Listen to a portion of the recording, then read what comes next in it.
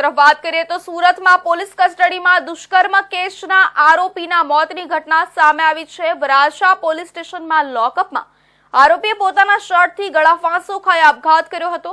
ઘટના બનતા પોલીસ દોડતી થઈ ગઈ હતી। જો કે ઘટનાને પગલે 108 એમ્બ્યુલન્સ તાત્કાલિક વરાછા પોલીસ સ્ટેશન પહોંચી હતી। સ્મીમેર હોસ્પિટલમાં ઓન કેમેરા ફોરેન્સિક પોસ્ટમોર્ટમ હાથ ધરવામાં આવ્યું હતું। આ સાથે જ એસીપી ડેપ્યુટી કલેક્ટર સહિતના પણ હાજર રહ્યા હતા। સુરતમાં 45 વર્ષીય યુવક પરિવાર સાથે રહેતો હતો। પરિવારમાં પત્ની અને 2 દીકરીઓ છે। જો પૈકી નાની 17 વર્ષની દીકરી સાથે પિતાએ અડપલા અને દુષ્કર્મ આચર્યું હતું। આ અંગે રાત્રે વરાછા પોલીસ સ્ટેશનમાં પહેલા પોક્સો અને અડપલા કરવાની ફરિયાદ નોંધવામાં આવી હતી। ત્યારબાદ 45 વર્ષીય પિતાને ઝડપી પાડવામાં આવ્યો હતો। આ સાથે જ સગીર દીકરીનું વિગતવાર નિવેદન નોંધવામાં આવ્યું હતું। સગીર દીકરીએ પોતાના નિવેદનમાં પિતા દ્વારા કરવામાં આવેલી હરકતને વિગતવાર જણાવી હતી, જેમાં પિતા દ્વારા છાતીના ભાગે અડપલા કરવાની સાથે દુષ્કર્મ આચર્યું હોવાનું જણાવ્યું હતું। જેના પગલે વરાછા પોલીસ દ્વારા પીડિતાનું મેડિકલ ચેકઅપ પણ કરાવવામાં આવ્યું હતું અને આ સાથે પિતાનું ઇન્ટ્રોગેશન પણ શરૂ કર્યું હતું। પોલીસ દ્વારા પંચ અને અન્ય કાયદેસરની કાર્યવાહી કરવામાં આવી હતી। તે દરમિયાન આરોપી પિતાએ લોકઅપના બાથરૂમમાં બારીના સળિયા સાથે પોતાનો શર્ટ બાંધી ગળાફાંસો ખાઈ લીધો હતો। वराछा पुलिस स्टेशन में एक दुखद घटना हुई है, जिसमें एक आरोपी जो कि पॉक्सो का आरोपी और 376 का रेप का आरोपी है, उसने अपने आप को गले में फांसी लगाकर अपनी जान ले ली है।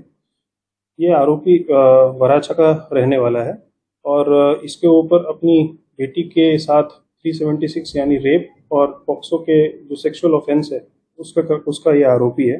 आरोपी की पूछपरछ हम कर रहे थे और सरकारी पंचों के साथ साथ हम इसका अरेस्ट का प्रोसीजर कर रहे थे।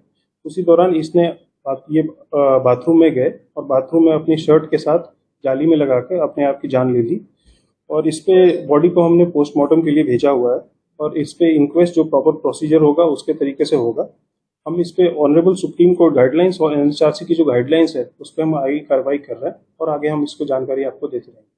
ઉલ્લેખનીય છે કે પિતાના આપઘાતથી માતા વિહોણા ભાઈ બહેનોનો આધાર હવે 2 મોટી બહેનો જ રહી છે। આરોપી પિતાએ લોકઅપ બાદ ગળાફાંસો ખાઈ લીધા બાદ તેના મૃતદેહને પોસ્ટમોર્ટમ અર્થે સ્મીમેર હોસ્પિટલ ખસેડ્યો હતો, જ્યાં ફોરેન્સિક પોસ્ટમોર્ટમ હાથ ધરવામાં આવ્યું હતું। લોકઅપમાં આરોપીના આપઘાતના પગલે ઉચ્ચ અધિકારી એસીપી ડેપ્યુટી કલેક્ટર સહિતના હાજર રહ્યા હતા।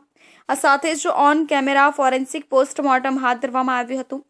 3 વર્ષ પહેલા માતાનું નિધન અને હવે દીકરી પર જ દુષ્કર્મના આરોપી એવા પિતાએ પણ પોલીસ સ્ટેશનમાં લોકઅપમાં જ આપઘાત કરી લેતા ભાઈ અને બહેન માટે હવે 2 મોટી બહેનો જ આધાર રહી છે।